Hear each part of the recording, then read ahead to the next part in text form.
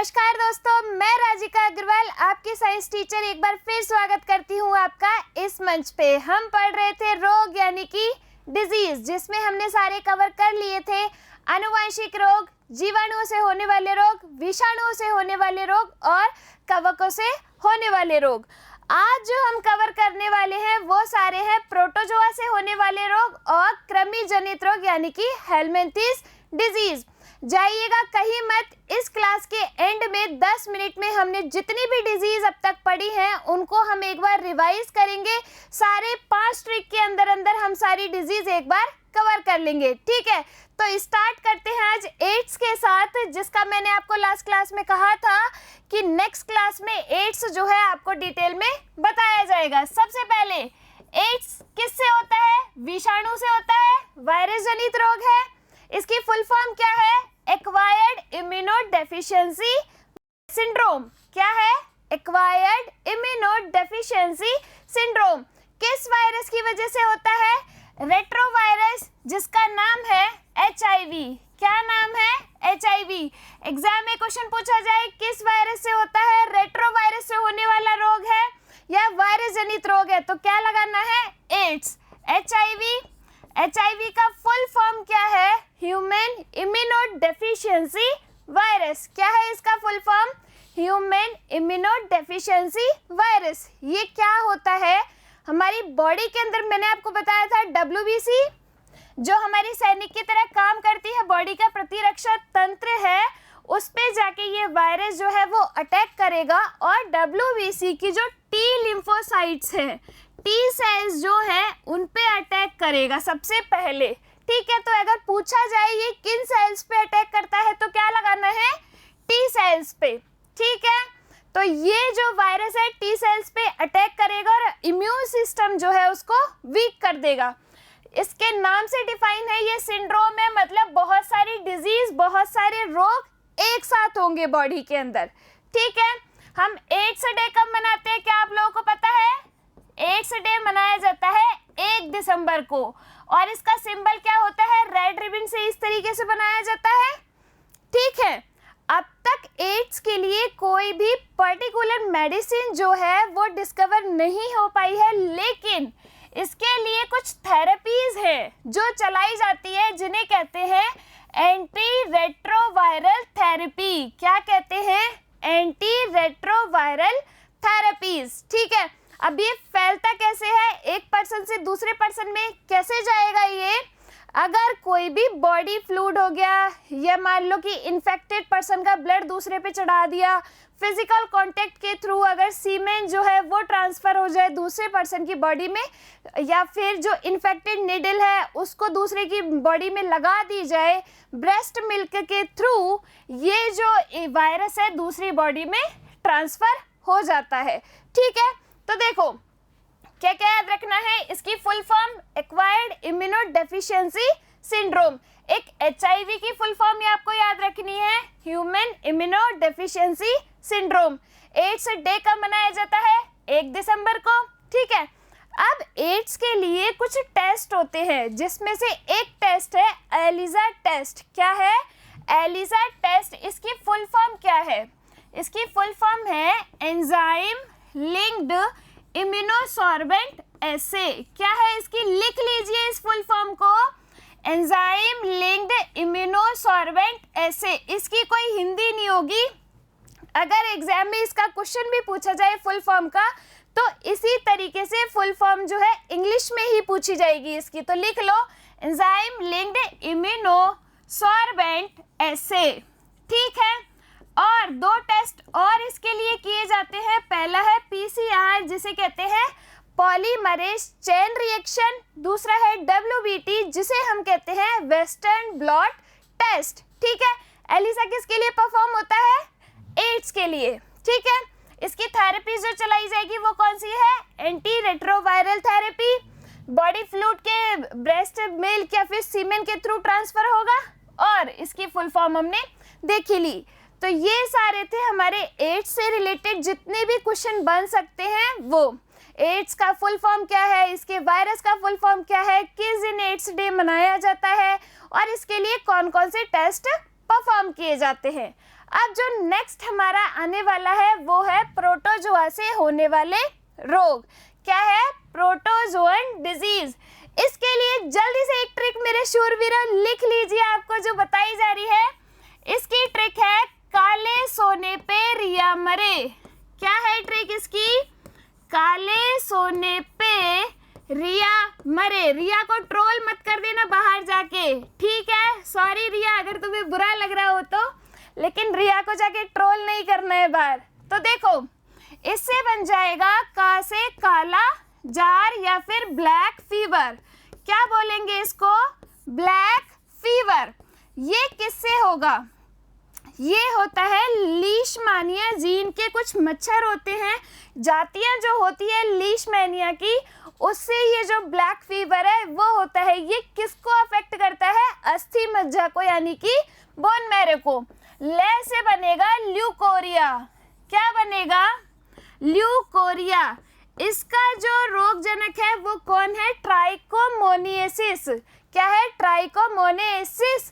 ये किसको अफेक्ट करता है? जो भी फीमेल गोनेड्स होते हैं, फीमेल ऑर्गन होते हैं, रिप्रोडक्टिव ऑर्गन, उनको ये अफेक्ट करता है। ठीक है, सोने से बन जाएगा सोने की बीमारी। क्या बनेगा दोस्तों? सोने की बीमारी। ये गोल्ड वाला सोना नहीं है, ये सोने वाला सोना है। ठीक है, सोने की बीमारी जिसे कहते हैं स्लीपिंग सिकनेस। ये अफ्रीका के लोगों में सबसे पहले पाया गया था और सबसे ज़्यादा वहीं के लोगों में पाया जाता है, इसलिए इसे हम कहते हैं अफ्रीकन स्लीपिंग सिकनेस। क्या कहेंगे? African sleeping sickness. ठीक है, और इसको अफ्रीका में एक और नाम से जाना जाता है। किस नाम से? Best game warden. किस नाम से जाना जाता है? बेस्ट गेम वार्डन के नाम से इस जो सोने की बीमारी है इसको जाना जाता है। इसको लिख लो, अगर एक क्वेश्चन पूछा जाए बेस्ट गेम वार्डन नाम से जाना जाता है तो क्या लगाना है? अफ्रीकन स्लीपिंग सिकनेस या फिर सोने की बीमारी। पे से हमारा क्या बनेगा? पे से बनेगा पेचिस। पेचिस में क्या होगा बताइए? इसमें होता है कि भाई जो व्यक्ति है उसकी आंत्र और अमाशय, उनको जाके इसका जो रोगजनक है वो अफेक्ट करेगा और उल्टी और दस्त जैसी बीमारी जो है वो लग जाती है, या फिर मल त्यागने में बहुत ज़्यादा प्रॉब्लम आती है। ठीक है, रिया से अपन का बन जाता है पायरिया। क्या बनेगा दोस्तों? पायरिया। ये किसको अफेक्ट करेगा? ये अफेक्ट करेगा मसूड़ों को। ठीक है, और मरे से हमारा बन जाएगा मलेरिया। अब मैंने आपको जब डेंगू पढ़ाया था उसमें आपको बताया था उसका जो रोगवाहक है वो कौन है। मैंने बताया था आपको जो फीमेल एडिस इजिप्टाई है उसका रोगवाहक है। इस मलेरिया का रोगवाहक कौन है? इसका रोगवाहक है फीमेल एनोफ्लीज या मादा एनोफ्लीज, जो इसको लेके जाने का काम करेगी। जब प्लाज्मोडियम बन जाएगा एक बॉडी में तो उसको दूसरी बॉडी में लेके जाने का काम कौन करेगी? Female Anopheles. ठीक है, तो अब इनको एक बार अपन डिटेल में देख लेते हैं। कालाजार जिसे क्या कहते हैं? Black fever. ये इसका जो रोगजनक है वो कौन है? लीशमानिया की जातियां जो है वो इसका रोगजनक है। ठीक है, इसका जो मच्छर है वो दिन में काटता है, उसका नाम क्या है? इसके मच्छर का जो इंसेक्ट काटेगा उसका नाम है फ्लेविटोमस अर्जेंटाइप्स। लिख लीजिए इसको भी, आपके इस नोट्स में यहाँ नहीं लिखा हुआ है, आप लोग अपनी कॉपी में लिख लीजिए कि इसका जो मच्छर है उसका नाम क्या है। तो उसका नाम है फ्लेविटोमस अर्जेंटाइप्स। क्या है? फ्लेविटोमस अर्जेंटाइप्स। ठीक है, किसको अफेक्ट करेगा? अस्थि मज्जा को। सेकंड अपना जो आता है वो है ल्यूकोरिया। ल्यूकोरिया का जो रोगजनक है वो कौन है?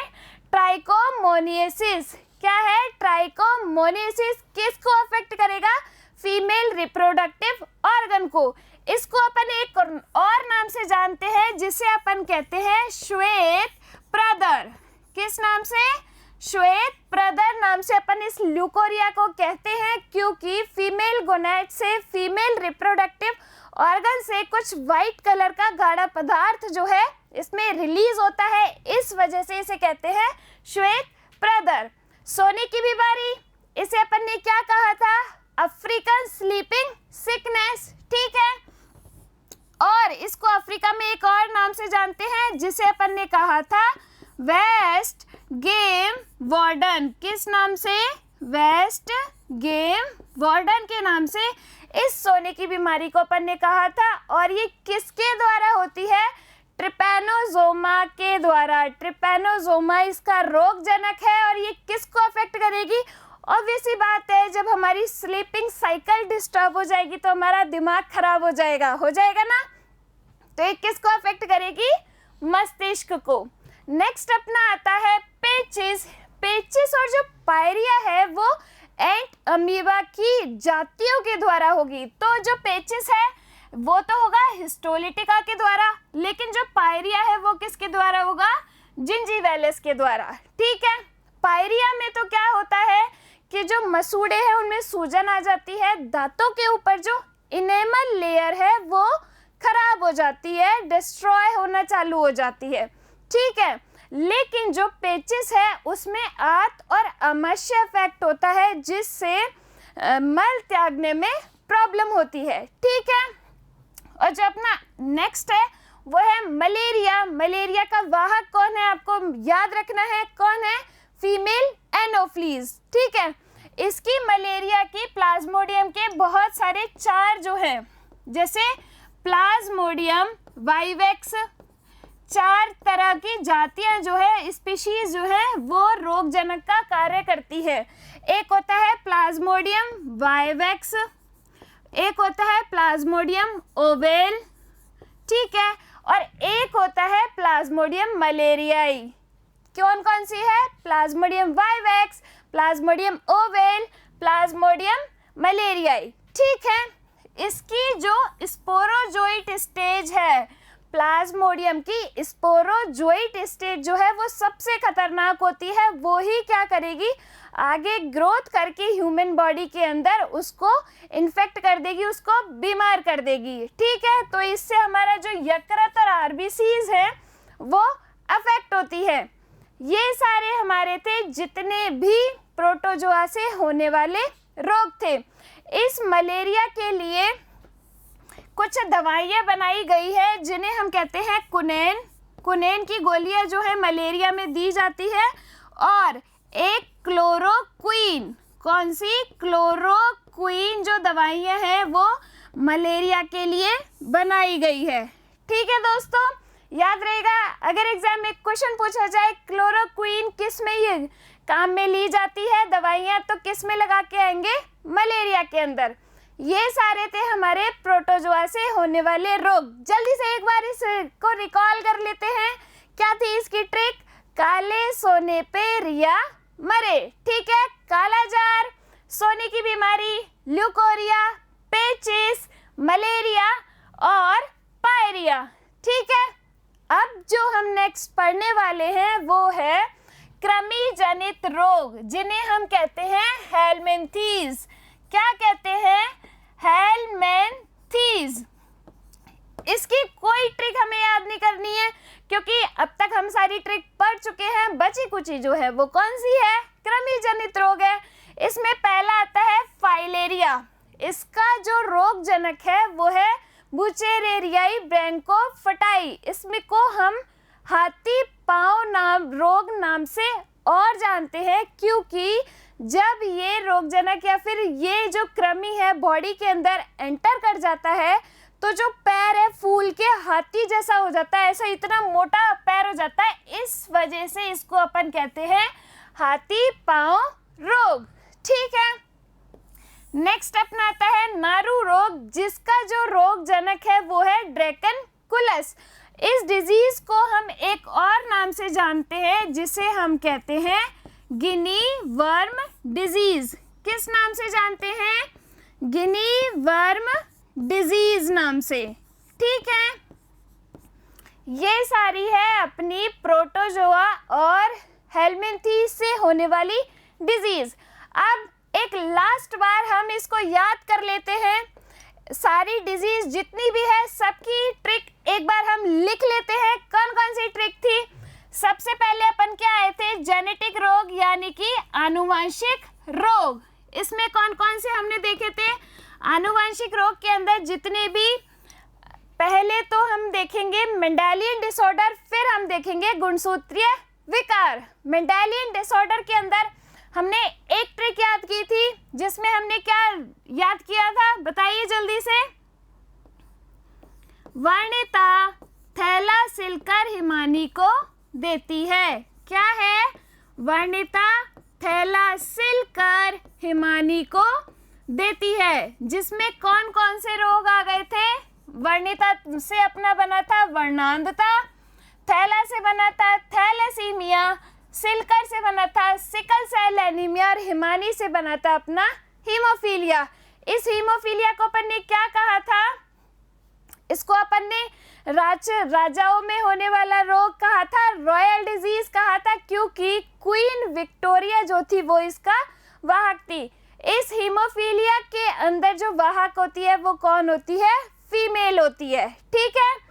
सेकंड अपनी जो ट्रिक थी वो क्या थी? 13 को पटाऊं, 18 को वर्ल्ड टूर कराऊं और 21 को डायमंड रिंग दिलाऊं। क्या थी दोस्तों? याद है क्या नहीं आपको? क्या थी? 13 को पटाऊं, 18 को वर्ल्ड टूर कराऊं, 21 को डायमंड रिंग दिलाऊं। ठीक है। तो 13 से क्या बन गया था? अगर 13वें गुणसूत्र पर ट्राइसोमी हुई थी तो उसको अपन ने कहा था पटाऊ सिंड्रोम। ठीक है। 18 पे अगर ट्राइसोमी हुई थी तो उससे अपन ने कहा था एडवर्ड सिंड्रोम। और अगर 21वें उस पे ट्राइसोमी हुई थी तो उससे अपन ने कहा था डाउन सिंड्रोम। ठीक है, हुआ याद। नेक्स्ट जो अपनी ट्रिक थी इनके लिए वो क्या थी? फिल्टर कब टर्न करना है। क्या ट्रिक थी?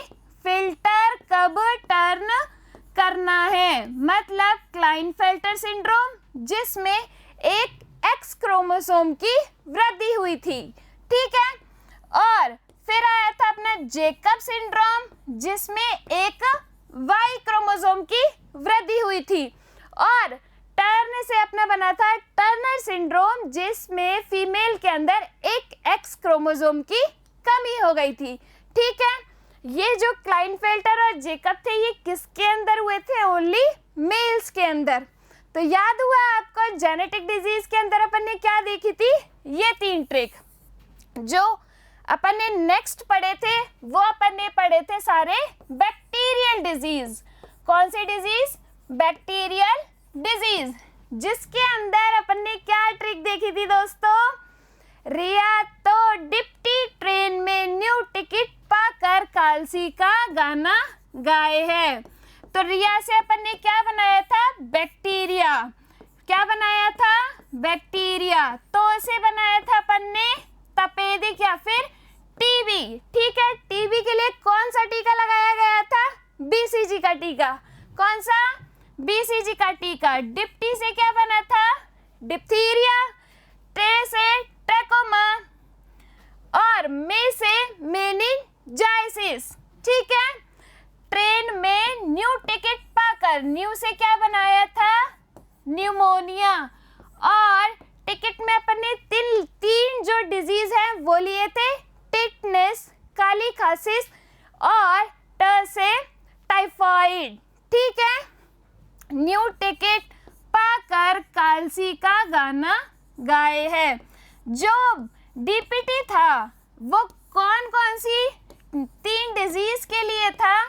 डिप्थीरिया, परटूटिस और टिटनेस। कौन कौन सी? डिप्थीरिया, परटूटिस और टिटनेस। ठीक है। याद रहेगा आप लोगों को कौन कौन सी डिजीज थी 3 डीपीटी के लिए? डिप्थीरिया, परटूटिस और टिटनेस। ये सारी थी अपनी बैक्टीरियल डिजीज।